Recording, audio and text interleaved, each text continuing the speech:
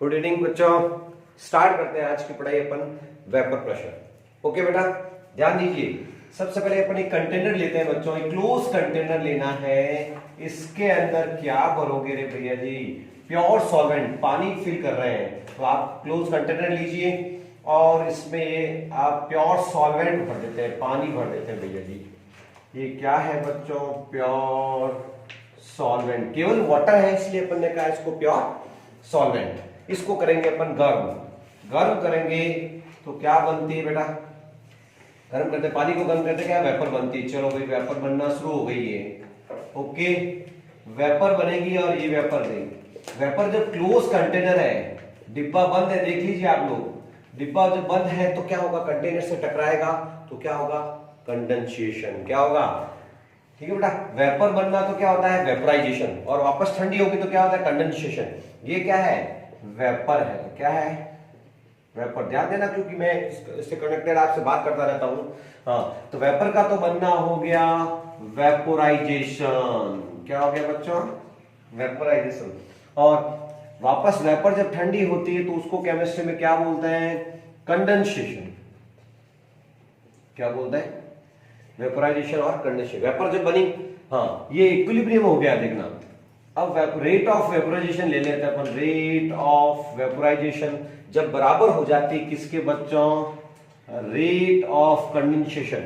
यानी R1 forward reaction की और बैकवर्ड रिएक्शन, जब rate of forward reaction backward के बराबर हो जाती तो केमिस्ट्री में क्या कहते हैं? इक्विलिब्रियम। क्या कहते हैं बेटा? तो इक्विलिब्रियम स्टेट आ जाएगी। ध्यान देना बच्चों, क्या किया था वापस आप समझ लेते हैं। एक कंटेनर में वेपर बनी और वेपर वापस ठंडी हो रही है, उसको बोलते हैं कंडेंसेशन। और वेपोराइजेशन और कंडेंसेशन की रेट जब बराबर हो जाती है तब उसको क्या बोलते हैं? इक्विलिब्रियम। ध्यान देना इधर। अब क्या होता है बेटा? इक्विलिब्रियम पर ये गैस क्या कर रही है? देखो, इस पर प्रेशर डाल रही है। गैस जो होती है प्रेशर डाल रही है किस पर? लिक्विड सरफेस पर। तो अपन डेफिनेशन कह देंगे एट इक्विलिब्रियम। क्या डेफिनेशन है? आप बना सकते हैं वेपर प्रेशर की definition. At equilibrium, at equilibrium pressure exerted by vapor on liquid surface known as vapor pressure। Okay बच्चों, तो पहली कंडीशन में प्योर सॉल्वेंट लिया है, ठीक बेटा, और डेफिनेशन उसको गर्म किया तो वेपर बनी है। और वेपर प्रेशर की डेफिनेशन क्या आई? At equilibrium pressure exerted by vapour on liquid surface. जो वेपर द्वारा उस पर सरफेस पे जो प्रेशर डाल रहे हैं उसको कहते हैं वेपर प्रेशर। और प्योर सॉल्वेंट है। और यहां ले लेंगे, अभी एक साथ ही रेज्यूम करेंगे। तो फर्स्ट कंडीशन में आपने इस डिब्बे में क्या भरा है? क्या भरा है जी? Pure solvent. अब एक सेकंड कंडीशन लेने जा रहे हैं और वो लेंगे अपन सॉल्यूशन भरेंगे बेटा। क्या भरेंगे? सॉल्यूशन। तो आप इसको नोट करें, मैं एक कंडीशन और एक डायग्राम और बनाता हूं। ये हो गया वेपर प्रेशर का। अब सेकंड टाइम अपन क्या लेते हैं बेटा? यहां ले लूं पास में, यहां ले लेता हूं, कंपैरिजन हो जाएगा आराम से कि एक सेकंड टाइम अब क्या करो? सेकेंड टाइम इसमें आप सॉल्यूशन ले रहे हैं बच्चों। क्या ले रहे हैं? फर्स्ट टाइम में तो लिया था प्योर सॉल्वेंट लिया था, याद करो। और अब ले लेते हैं सॉल्यूशन। सॉल्यूशन में क्या क्या होता है? सॉल्यूशन में क्या क्या चीज होती है? सॉल्यूट भी होता है और सॉल्वेंट भी होता है। पहले तो प्योर सॉल्वेंट लिया था बेटा, अब अपन ने सॉल्यूट। और सॉल्यूट ले लो बदमाश। बदमाश का मतलब है नॉन वोलेटाइल सॉल्यूट। कैसा ले लोगे? Non volatile. नॉन वोलेटाइल का मतलब बता दो।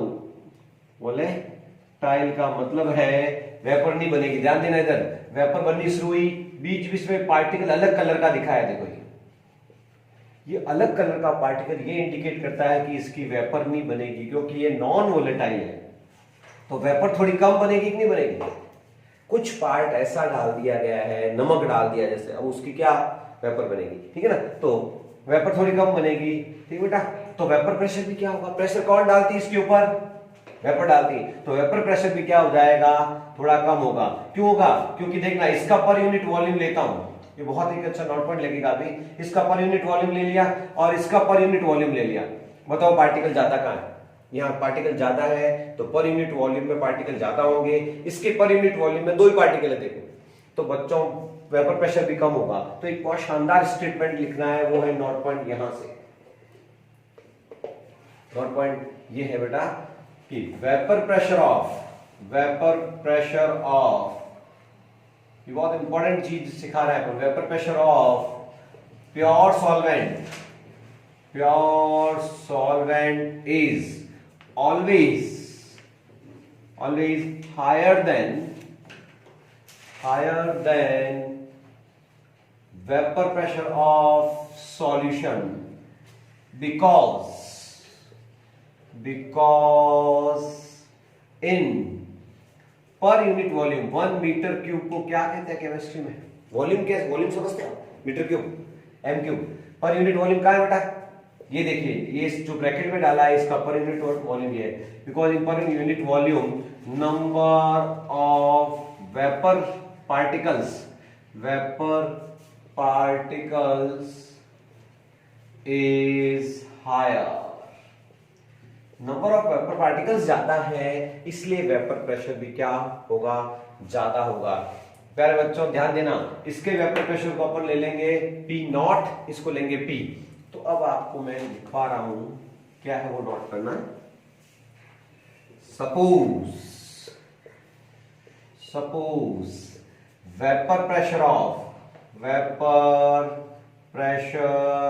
ऑफ प्योर सॉल्वेंट, इसको मान लेते हैं पूरे चैप्टर में, किससे मानेंगे, P0 से, न्यूमेरिकल में काम आएगा। What is the P0, vapour pressure of pure solvent.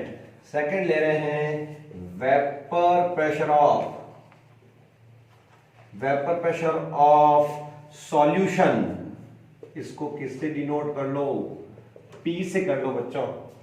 तो अब ध्यान देना ये हमेशा ज्यादा होगा, देखो लिखा है यहां पर, ये रहा P0 हमेशा बड़ा होता P से, तो बड़े में से छोटा घटा दो तो लोअरिंग आ जाएगी, तो ये आ जाएगा लोअरिंग का मतलब क्या होता है, लो, कमी होना, लोअरिंग ऑफ वेपर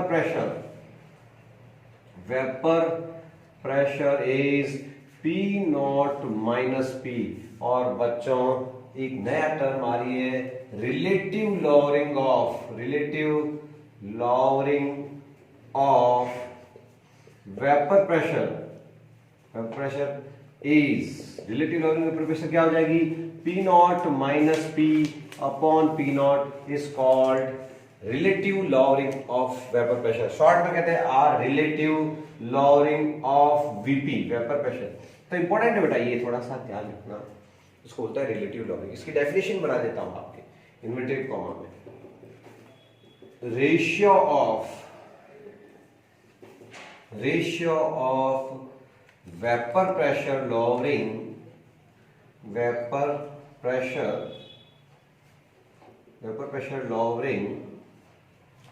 का मतलब लो है ना, lowering and vapour pressure of VP का मतलब क्या, vapour pressure of pure component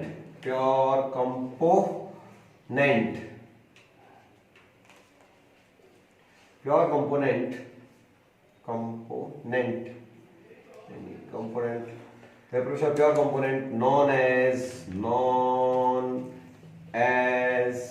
relative lowering of vapour pressure. मैंने शॉर्ट में लिखा देखो, relative lowering of vapour pressure क्या है, ये तो लॉरिंग होगी और इसका ये रेशियो हो गया, तो P0 minus P upon P, ये रेशियो है बेटा किसका, ratio of the vapour pressure lowering and vapour pressure of pure component known as relative lowering of vapour pressure. ये इन्वर्टेड कॉमा बंद कर लेना। तो what is the relative lowering of vapour pressure, वापस समझ लीजिए, कोई दिक्कत नहीं है। सबसे पहले एक बात देखो, vapour pressure of pure solvent P0, vapour pressure of solution P। अब मैंने कहा था आपको ये बड़ा होता है ये छोटा होता है, क्यों, वो बात ऊपर लिखी हुई है नोट पॉइंट में, तो बड़े में से छोटा निकाल दिया, ये लॉरिंग ऑफ वेपर प्रेशर। और लास्ट है बेटा relative lowering of vapour pressure, क्या होती है, P0 minus P upon P0, इसका रेशियो जो है ये होता है रिलेटिव। रिलेटिव का मतलब है किसी से उसका रिलेशन कर दो, कंपेयर, ठीक है ना। तो ये हो गया relative lowering of vapour pressure. बच्चों रिलेटिव लॉवरिंग पर ही अपन सबसे पहले पढ़ेंगे राउल्ट्स लॉ। अब आ रहा है इस चैप्टर में 2 ही लॉ है एग्जाम में आने के लिए लड़ते, एक तो हेनरी लॉ जो कल पढ़ लिया अपन ने पिछली क्लास में, और आज अपन पढ़ने जा रहे हैं राउल्ट्स लॉ। राउल्ट्स लॉ के भी 2 स्टेटमेंट सीखेंगे। तो नेक्स्ट क्या होगा अपने राउल्ट्स लॉ, इसको नोट कीजिए और तैयारी कीजिए आगे। राउल्ट्स लॉ, राहुल नहीं है, राउल्ट्स, RAOULTS। राहुल लॉ को कहते ना भैया, राहुल सर वाला तुम्हारे राहुल सर है क्या? तो राउल्ट्स लॉ पढ़ेंगे। क्या है लगाओगे? RAOULTS, राउल्ट्स लॉ, RAOULTS, ध्यान देना, राउल्ट्स लॉ। और सबसे पहले राउल्ट्स लॉ किसके लिए पढ़ेंगे? For non volatile solute, non volatile solute.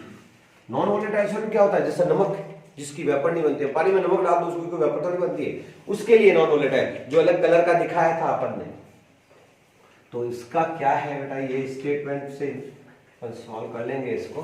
तो सबसे पहले राउल्ट्स लॉ क्या है, इससे स्टेटमेंट बना लेंगे। ये है, देखो दो ध्यान देना, P naught minus P upon P naught equals to X solute. क्या होता है बेटा? P naught minus P upon X solute, ये होता है राउल्ट्स लॉ। इससे स्टेटमेंट बना देंगे बच्चों। द रेशियो ऑफ, क्या है ये? रिलेटिव लॉवरिंग है। ये किसके इक्वल है? X solute. सॉल्यूट की X क्या है? What is X? Mole fraction. तो स्टेटमेंट इसी से बना लो। एट कांस्टेंट टेम्परेचर, ध्यान दीजिए, constant temperature, relative lowering of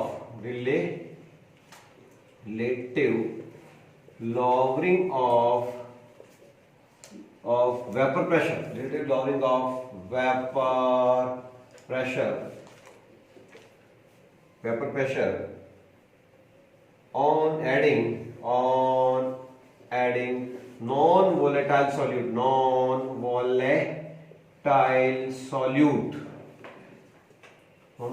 solute is equal to mole fraction of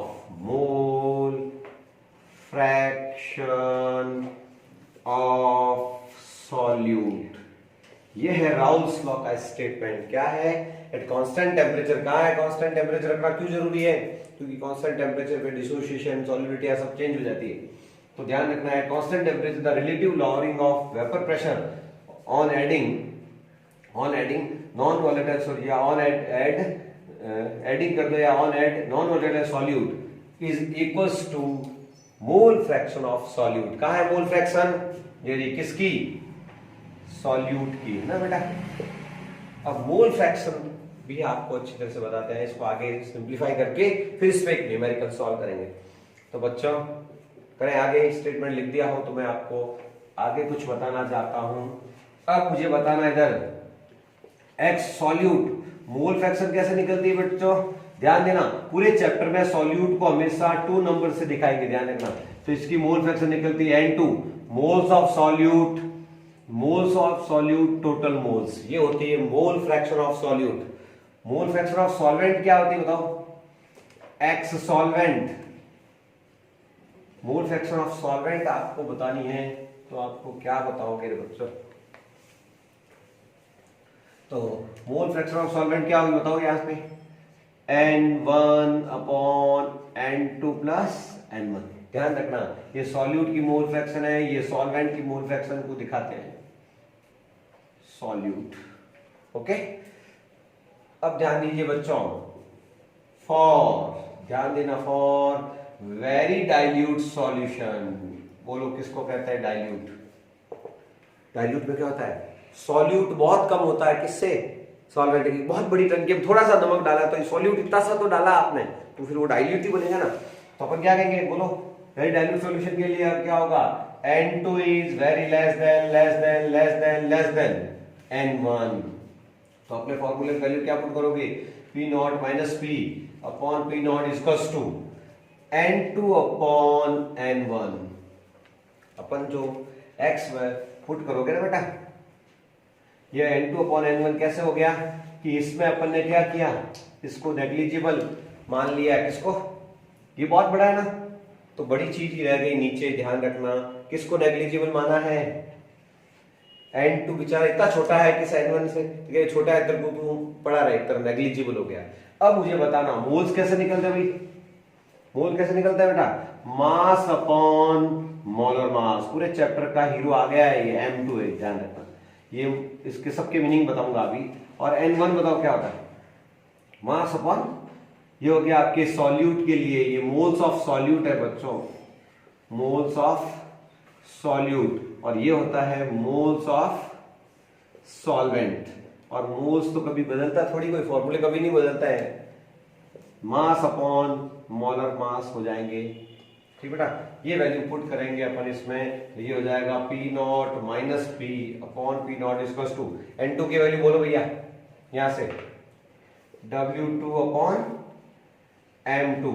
और N1 की वैल्यू इस यहां रखोगे तो क्या आ जाएगा? उल्टा हो जाएगा, यहाँ पे ये M1 आ जाएगा और ये W1। ये फाइनल फॉर्मूला है, इसको आप ब्रैकेट में बंद कर दीजिए आप। और सबसे आपकी दोस्ती करानी पड़ेगी, एक एक चीज आपको पता है तो ही आपसे न्यूमेरिकल सॉल्व होगा। तो प्यारे बच्चों, सबका मीनिंग समझते हैं। एक बार नहीं, दो दो तीन तीन बार लिखने में आ जाएगा तो फिर जाएगा कहां नहीं। थोड़ा सा कंसंट्रेट कीजिए और मेरे साथ साथ आप बताइए, क्योंकि एक बार इनके सबके अपने को मीनिंग पता है, तो अपन देखते हैं क्या क्या मीनिंग है सबके। देखिए इधर, सबसे पहले तो मुझे पी नॉट से दोस्ती कराओ, फिर पी से करवाओ, फिर आप मुझे करवाना साहब W2 क्या है, WM2 क्या है, W1 क्या है, M1 क्या है, सबका मीनिंग पता है, वही तो बच्चा न्यूमेरिकल कर पाएगा ना। तो स्टार्ट करते हैं पी नॉट से। पी नॉट है बच्चों वेपर प्रेशर ऑफ, बोलो पीछे का सोच के मन में, vapour pressure of pure solvent, ये होता है पी नॉट। पी क्या है? Vapour pressure of, vapour pressure of solution. क्या था? सॉल्यूशन। और W2 मास ऑफ, कौन सा मास जो गिवन होता है? मास ऑफ सॉल्यूट को 2 से दिखाया जाएगा। ये मेन हीरो। अब आप लिख सकते हैं बोले hero of the chapter is M2। M2 को हीरो मानेंगे, न्यूमेरिकल छाया हुआ रहेगा आपके। तो कौन है, इससे दोस्ती कर लें, मोलर मास ऑफ सॉल्यूट, ये हीरो है बेटा। मोलर मास ऑफ सॉल्यूट, इसको चैप्टर का क्या मान लिया गया है? हीरो मान लिया गया। कोई बारात जाती तो उसमें एक तो आए है मेन होता है, बीन वैग नहीं, जो मेन हीरो ये इसका कौन है अपने, इस पर विशेष ध्यान दे देना, इस पर न्यूमेरिकल है सब। और W1 क्या है? ये तो हो गया M2, ये W1 हो गया मास ऑफ सॉल्वेंट। और लास्ट कौन बता रहा है? M1 molar mass of solvent, molar mass of solvent. तो प्यारे बच्चों, इस पर अब हम एक न्यूमेरिकल सॉल्व करेंगे। हाँ बेटा, तो राउल्स लॉ पे अपन अब वो न्यूमेरिकल सॉल्व कर लेते हैं। आगे फॉर्मूला आ गया आपके पास, अब न्यूमेरिकल आपके लिखा हुआ है, इसको अपन चेक कर लेते हैं और सारे गिवन क्या क्या है वो लिखते हैं। तो रीड करेंगे आप मेरे साथ साथ, एग्जांपल है बुक का, ठीक है ना। क्या है बेटा? The vapour pressure of pure benzene. ओहो भैया जी देखना, शुरुआत है vapour pressure of pure benzene. Pure कहते हैं, आप सबसे पहले इसमें गिवन लिखोगे, प्योर बेंजीन का वेपर प्रेशर, प्योर सॉल्वेंट का वेपर प्रेशर किसे डिनोट किया था? पी नॉट से। Vapour pressure of pure benzene at certain temperature, constant temperature is 0.850 बार। तो ये रहा 0.85 बार। ओके बच्चों, तो सबसे पहले a non volatile non electrolyte solute weighing 0.5 ग्राम। एक अब क्या कर रहे हैं, इस सॉल्वेंट में एक नॉन वोलेटाइल सॉल्यूट डाल रहे हैं जिसका वेट कितना है? 0.5 ग्राम। तो बोलो बच्चों, मास ऑफ सॉल्यूट किससे दिखाओगे? W2 से। मैंने कहा था पूरे चैप्टर में M2 तो हीरो है और वो तो है मोलर मास, और W2 आपके है गिवन मास। तो मोलर कितना दिया हुआ है इसका सॉल्यूट का? Molar mass, given mass of solute बताओ, गिवन मास कितना है आप बताओ तो, ये है 0.5 ग्राम। आगे क्वेश्चन बढ़ते हैं, when added to 39 gram of benzene, benzene क्या है, सॉल्वेंट है, तो ये हो गया आपके W1 39 ग्राम, ये क्या हो गया बच्चों, मास ऑफ सॉल्वेंट है रे प्यारे बच्चों, इसमें कोई दिक्कत आएगी नहीं। आगे चलते हैं, मोलर मास ये दिया हुआ है M1, सॉल्वेंट का मोलर मास भी दिया हुआ है बेंजीन का ब्रैकेट में, वो है 78। और आगे चलते हैं, vapour pressure of the solution then is, अब पहले तो कितना था 0.85 बार, अब वो नॉन वोलेटाइल मिला से वेपर प्रेशर कितना हो गया 0.845, यानी P1 क्या हो गया 0.845 तक हम देखो डिप्रेशन हुआ है, कमी हुई है वेपर प्रेशर में, पहले ज्यादा था फिर कम होता है, तो मैंने कहा ना प्योर का ज्यादा होता है इसका कम होता है, देखो ये कमी आ गई, लोअरिंग ऑफ वेपर प्रेशर आ गई। और क्या पूछा है बच्चों, what is the molar mass of solid, oh ये कौन है मोलर मास, ये M2 है, M2 आपको निकालना है, ये क्वेश्चन मार्क। तो सारा गिवन जो बच्चा नहीं लिखेगा पहले भागेगा दूर कि मैं कर लूं, अरे कुछ नहीं, पहले आप क्या फॉर्मूला लगाओगे पता चल जाएगा, जो गिवन लिख देगा उसका काम हो गया। तो प्यार बच्चों फॉर्मूला आपने लिखा हुआ है, मैं फॉर्मूला लिख करके उसमें वैल्यू पुट कर देता। क्या फॉर्मूला है बच्चों, ये रहा formula, P naught minus P on P equals to W2 upon M2 N1 upon W1। अरे छोटे टाबरों को भी पता है कि एक चीज निकालनी है तो क्रॉस मल्टीप्लाई करके आंसर निकाल देते हैं, तो ये भी तुम नहीं करोगे तो क्या करोगे रे, तो वैल्यू पुट करते हैं 0.085 हो गया, उसके बाद माइनस ये रहा P1, P naught minus P, तो ये रहा बेटा P 0.845 अपॉन P नॉट कौन है 0.850 इक्वल्स टू, बोलिए W2 क्या है, ये बैठा यहाँ पे 0.5 ग्राम, M1 क्या है बेटा, मोलर मास बेंजीन को 78, M2 आपका लेसन का हीरो, और W1 कौन है, मोलर मास ऑफ सॉल्वेंट 39। सारी वैल्यू पुट कर दी है, क्रॉस मल्टीप्लाई कीजिए और गुणा भाग करके फाइनल आंसर आप बताइए क्या होगा। तो क्रॉस मल्टीप्लाई कर लेते हैं इनको, और क्या, तो M2 के साथ जो नीचे चला जाएगा तो ये 0.5 ऊपर रह गया, 78 ऊपर रह गया, 0.5850 ऊपर आ जाएगा, और 0.850 माइनस 0.845 ये लेस कर लीजिए, ये कितना आया है वो आप लिख करके फाइनल आंसर जब करोगे तो कितना आता है, 1 मिनट का टाइम दे रहे हैं आपको, आप सॉल्व करो। ये आंसर यदि आपके आता है तो यू आर राइट, 170 इसका आंसर आएगा बच्चों। सॉल्व कीजिए और इसकी गुणावा करके सॉल्व करके चेक कर लेना, 170 इसका आंसर आएगा। ओके बच्चों, तो ये क्या था, नॉन वोलेटाइल सॉल्यूट के लिए था। अब अपन पढ़ेंगे वोलेटाइल लिक्विड्स के लिए राउल्स लॉ। ओके, अब अपन देखते हैं राउल्स लॉ के दो स्टेटमेंट मैंने कहा था आपको, पहला तो था नॉन वोलेटाइल सॉल्यूट के लिए, और दूसरा अब है क्या है, Raoult's law for the volatile liquids. दोनों वोलेटाइल लिक्विड्स है, मिक्सचर ऑफ वोलेटाइल लिक्विड्स है, उनके लिए राउल्स लॉ क्या है, तो दोनों, उसमें तो नॉन वोलेटाइल मिला दिया था, अब इसका स्टेटमेंट आप नोट करना, राउल्स लॉ। तो ये राउल्स लॉ है बिल्कुल आपके हेनरी लॉ जैसा ही है, हेनरी लॉ में भी था P is proportional to X, यानी partial pressure directly proportional to mole fraction. तो स्टेटमेंट देख लीजिए, according to this law for solution of the volatile liquids, volatile liquids ultimate gas ही बनाते हैं बच्चों, तो volatile liquids the partial pressure of each component, mixture के अंदर कंपोनेंट का जो पार्शियल प्रेशर है, each component of the solution is directly proportional to its mole fraction in the solution. तो कंपोनेंट का जो है पार्शियल प्रेशर मोल फ्रैक्शन के डायरेक्टली प्रोपोर्शनल होता है। मान लीजिए ये सॉल्यूशन, ठीक है ना, ये पार्शियल प्रेशर है P और ये X है बेटा, तो ये प्रोपोर्शनलिटी हटाओगे तो क्या आ जाएगा, P is proportional to P naught X। What is the meaning of P naught, कौन बता रहा है, तो P नॉट अपन ने किसके लिए लिखा था, प्योर कंपोनेंट, ठीक है ना, तो यहां लिखेंगे vapour pressure of pure component, pure component. तो तो प्यारे बच्चों ये vapour pressure of pure component हो जाएगा। अब अपन लिखते हैं suppose in A solution, suppose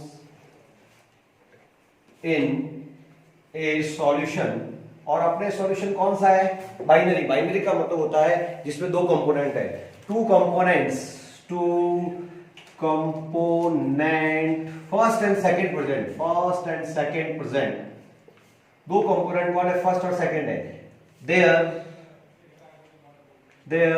partial pressure, PP का मतलब क्या है? Partial pressure is P1 and P2, their mole fractions are x1 and x2। Partial pressure तो P1 P2 लेना दो जनों के, और मोल फ्रैक्शन x1 और x2 ले लेना, ठीक है ना। देन फ्रॉम राउल्स लॉ, इसी लॉ से पता चल जाएगा बेटा कि P1 is directly proportional to क्या होगा? x1 for component first, for first component के लिए कंपोनेंट फर्स्ट, और ये फर्स्ट के लिए आ जाएगा, और P2 is directly proportional to x2 for component 2। ये 1 2 देगा फॉर कंपोनेंट 1 के लिए, फॉर कंपोनेंट 2। तो ये हो जाएगा बच्चों P1 is directly proportional to x1, और ये हो गया x2। प्रोपोर्शनलिटी हटाओगे तो क्या आ जाता है? P1 नॉट x1, और P2 की प्रोपोर्शनलिटी हटाओगे तो P2 इसको हो जाएगा बेटा P2 नॉट x2। तो बच्चों आराम से पता चल गया, ये प्रोपोर्शनलिटी हटाई P1 नॉट x। मुझे ये बता दो आप यहाँ पर what is the P1 naught and P2 naught, तो आप बता सकते हो P1 naught and P2 naught are vapour pressure of, vapour pressure कह दो या वो प्रेशर कह दो, पार्शियल प्रेशर कह दो, partial pressure of pure component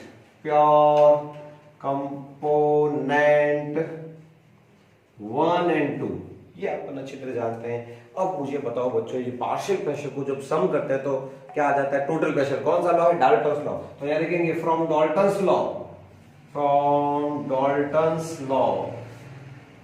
total pressure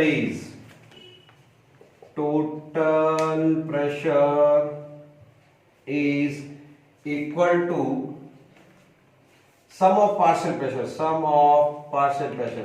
तो आप अच्छी तरह से अपन जानना, इसको ऐड करेंगे बेटा, ऊपर वाली चीज को मैं कर रहा हूं। तो क्या था रे बच्चों? PT, T का मतलब है टोटल, यहां लिख दो total equals to P1 plus P2।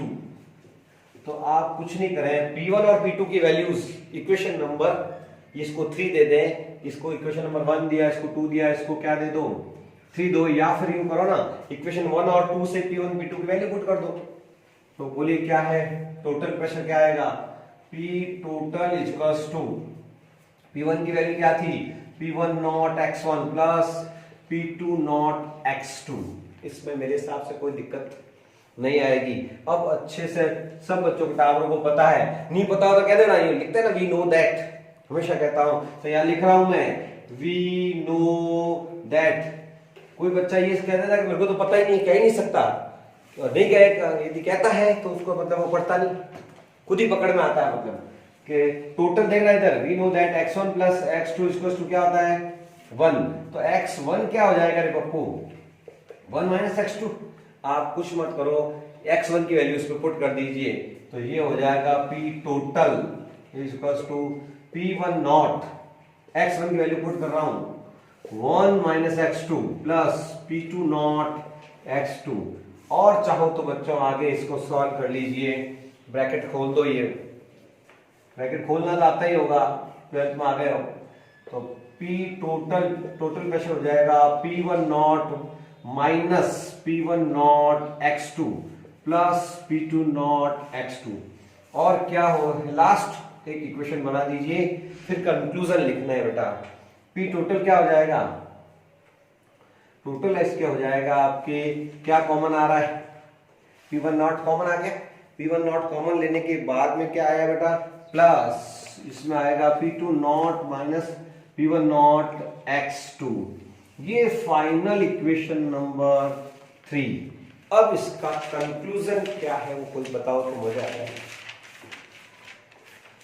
ये देखो ये तो P1 और P0 है ही है, इन दोनों को अपन आगे पीछे लिख करके P2 माइनस P1 ले गया और x2 कॉमन ही है तो ये कॉमन अपन ने बाहर लिख दिया। अब मुझे कंक्लूजन बताओ, इधर देखो बोर्ड पे नजर होनी चाहिए आपकी, सब बच्चों की इधर ही। हाँ क्या है कि टोटल प्रेशर किसी एक कंपोनेंट की मोल फ्रैक्शन के साथ वेरी कर रहा है। किसके साथ कर रहा है? x2, यानी टोटल प्रेशर किसका फंक्शन है? किसी एक कंपोनेंट की मोल फ्रैक्शन का। कैसे कि यहां देखो x1 x2 थी, अपन x1 की वैल्यू पुट कर दी तो यहाँ x2 रह गया। कोई जरूरी नहीं है कि अपन ने x1 की वैल्यू पुट करें, x2 की करते तो x1 बच जाता। तो टोटल प्रेशर मोल फ्रैक्शन के साथ वेरी करता है, ये इसका कंक्लूजन है। उसके साथ कम या ज्यादा होता है, वेरी का मतलब उसके साथ प्रोपोर्शनल होता है, डायरेक्टली प्रोपोर्शनल है ना। तो कंक्लूजन्स, हेडिंग इस इक्वेशन के आपको क्या लिखना है फाइनली? कंक्लूजन्स। तो लिख दीजिए, हेडिंग डाल दीजिए कंक्लूजन, और नंबर 1 कंक्लूजन्स। कंक्लूजन में सबसे पहले लिखना है total pressure over the solution.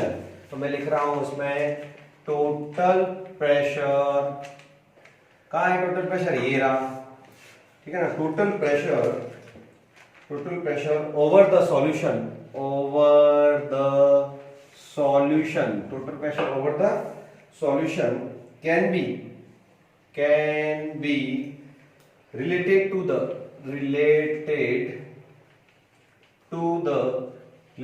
the mole fraction of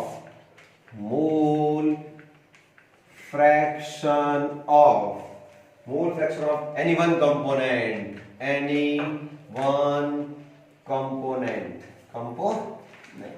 किसी एक कंपोनेंट के साथ टोटल प्रेशर वेरी करता है। यहां किसके साथ वेरी किया है वो भी लिख दीजिए, सेकंड कंक्लूजन में सेकंड पॉइंट डाल के लिख दीजिए बेटा। सेकंड है बेटा total pressure over the solution, total vapour pressure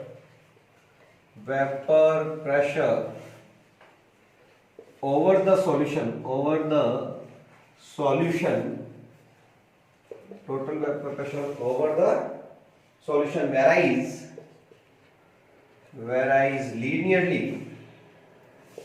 linearly with the mole fraction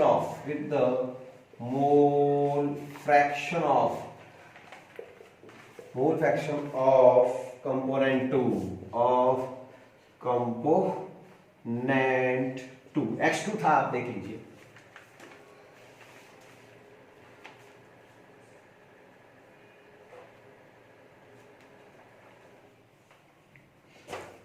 और थर्ड अपन लिख सकते हैं टोटल प्रेशर डिक्रीज और increase by increasing mole fraction by increase/decrease, दोनों डिक्रीज इंक्रीज कुछ भी कर सकते हो आप। Decrease increase mole fraction of any component, तो मोल फ्रैक्शन के साथ आप टोटल प्रेशर को भी क्या कर सकते हैं? कम ज्यादा कर सकते हैं। तो देखना अब पूरा समझ में फाइनली इसका होगा ग्राफिकल प्रेजेंटेशन। तो फाइनल ये लिखने के बाद हेडिंग क्या लगाना है बच्चों? Graphical presentation. ये कंक्लूजन्स आराम से आप जो है बुक से भी देख के आराम से लिख सकते हैं, और बाकी ये है ही यही चीजें हैं। कंक्लूजन सामने अब ग्राफ से आ जाएगा, तो फाइनल अपन पढ़ेंगे राउल्स लॉ का मेन ग्राफ है जो आगे की पढ़ाई आपको समझाएगा। तो फाइनल लिखिए आप ग्राफिकल प्रेजेंटेशन, और समझना ज्यादा है, ग्राफ बनाना है, समझना है। तो फाइनली है ग्राफिकल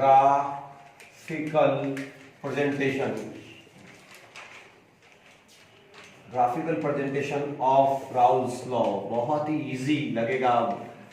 राउल्स लॉ समझ लेते हैं तो कुछ भी नहीं होता है। किस किस के बीच में ग्राफ खींचना है? वेपर प्रेशर और मोल फ्रैक्शन के बीच। यहां मोल फ्रैक्शन को किससे डिनोट करते हैं? x। ध्यान देना, वीपी क्या है? वेपर प्रेशर है।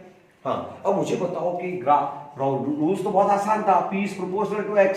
प्रोपोर्शनलिटी का ग्राफ कैसा होता है?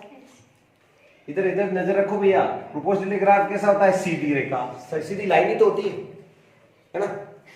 तो ये छोटी सी चीज है, लेकिन यहां जब कंफ्यूजन पैदा हो जाता है बच्चों को जो ध्यान नहीं देते उसके, क्या होता है कि ये अरे भाई दो को एक साथ दिखाना है, होता तो एक लाइन ही है, लेकिन दो की साथ दिखाने में आप कंफ्यूजन हो जाते हो, लेकिन ध्यान दोगे तो हो जाएगा। सब बातें छोड़ के इस पे ध्यान देना पड़ता है। यहाँ x1 में 0 ले रहा हूं या x1 1 ले लूं, मान लीजिए, ध्यान देना, तो मुझे x2 यहाँ 0 लेना पड़ेगा। ऐसा क्यों? क्योंकि टोटल मोल फ्रैक्शन हमेशा 1 होती है, x1 प्लस x2 ऐड होता है भैया, 1 होना चाहिए। हाँ, ये कंपोनेंट 1 के लिए मैक्सिमम वैल्यू ली, तो कंपोनेंट x1 मुझे यहाँ क्या लेना पड़ेगा, 0। अब 0 से 1 की और इंक्रीज, ये तो मोल फ्रैक्शन कंपोनेंट फर्स्ट का इधर बढ़ रहा है, ध्यान रखना। कंपोनेंट 2 का यहाँ 0 है, तो इस इधर क्या लेना पड़ेगा, बताओ मुझे आप, 1। क्यों भाई? क्योंकि टोटल हमेशा मोल फ्रैक्शन 1 होती है, यहाँ भी 1 आ रही, तो बीच में क्या होगी, पार्शियल होगी, ठीक है ना। तो ये है आपके क्या है बच्चों, यहाँ मोल फ्रैक्शन, किस किस पे बीच में ग्राफ है रे, मोल फ्रैक्शन, और ये क्या है, वीपी, विष्णु प्रकाश थोड़ी है रे, क्या है वीपी, वेपर प्रेशर है, क्या है, वेपर प्रेशर। अब बताना मुझे, इधर ध्यान दीजिए, कंपोनेंट फर्स्ट के लिए 0 से किधर बढ़ रहा है, ये प्रोपोर्शनलिटी का मतलब बढ़ना, किधर फर्स्ट 0 से 1 इधर जा रहा है, तो ये फर्स्ट का ग्राफ आ गया, ये कंपोनेंट फर्स्ट के लिए। कंपोनेंट 2 का क्या होगा, कंपोनेंट 2 देखो 0 से 1 इधर बढ़ रहा है, तो ये कंपोनेंट 2 इधर बढ़ेगा। और ये लाइन किसको दिखाती है, ये total pressure, P total is equals to P1 plus P2, ये तीसरा ग्राफ, थर्ड। तो आपसे पूछेंगे फर्स्ट किसके लिए, फर्स्ट कंपोनेंट का हो गया ये। सेकंड लाइन किसकी, इधर प्रोपोर्शनलिटी की लाइन है और कुछ नहीं है। और थर्ड ये टोटल प्रेशर को दिखाता है, पीटी को। और मुझे बताना, कोई चीज बढ़ते बढ़ते मैक्सिमम हो जाए तो वो प्योर कंपोनेंट का ग्राफ हो जाता है, P1 नॉट हो जाएगा। इस P2 का बढ़ता बढ़ता ये क्या हो जाएगा, P2 नॉट। अब एक चीज सीखने की जरूरत है बच्चों कि बच्चा कैसा था कि ये ऊपर है ये नीचे है, अरे ऊपर नीचे तो क्यों होता है, जिसकी वेपर ज्यादा बनेगी, जो वोलेटाइल ज्यादा होगा तो प्रेशर ज्यादा हो जाएगा, वेपर प्रेशर। तो अपन यहाँ लिख सकते हैं कि सर ये ऊपर है, तो आप लिख सकते हो कि सेकंड कंपोनेंट फर्स्ट कंपोनेंट से ज्यादा वोलेटाइल है, ठीक है ना। कोई ऊपर नीचे जो जाएगा वो वोलेटाइल है। ये बराबर भी हो सकता है, इधर देखो ये ग्राफ ऐसा भी हो सकता है, ये ऐसा भी हो सकता है। इसमें ये ऊपर है तो आप सेकंड कंपोनेंट फर्स्ट से ज्यादा वोलेटाइल है। सेकंड कंपोनेंट, सेकंड जो है बेटा component is more volatile than first. ये ग्राफ ऊपर है ना, तो आप सेकंड कंपोनेंट ज्यादा है, आप इधर इसको ऊपर कर सकते हो, आपकी मर्जी चल सकती है इसमें। बस एग्जाम में ध्यान रखना, ये ऐसे बना दिया, ऐसे बना दिया, ऐसे बना दिया, राइट है, इसमें कोई टेंशन नहीं है। First component, second component, total. तो ये ग्राफ 3 क्या है, ये फर्स्ट कंपोनेंट, ये सेकंड कंपोनेंट, ये थर्ड है। क्या ये है, सिर्फ प्रोपोर्शनलिटी, मतलब प्रेशर और इसमें ग्राफ डायरेक्टली एक सीधी लाइन खींचनी है बस, पर दो का साथ में। तो बच्चे क्या समझ लेते हैं, अगर ये क्या ऐसा क्रॉस क्या बना दिया, जबकि आपको बहुत आसान ग्राफ है, राउस लॉ का बहुत सिंपल प्रोपोर्शनलिटी का ग्राफ है। तो ये जिसको आएगा, अब उसी को आगे की पढ़ाई आएगी बेटा, और वो पढ़ाई बहुत शानदार है, वो है आइडियल और नॉन आइडियल सॉल्यूशन। आइडियल वो होता है जो राउस लॉ को फॉलो करता है, ये रहा, इस ग्राफ को फॉलो करने वाला क्या होगा, आइडियल होगा, और इसको जो फॉलो नहीं करता वो होगा नॉन आइडियल। बहुत कनेक्टिविटी वाली पढ़ाई है, पर जिसको ये पता है उसको सब पता है, ये राउल्स लॉ है। अब इसी से आपके आगे की पढ़ाई है किसकी, ideal and non ideal solution.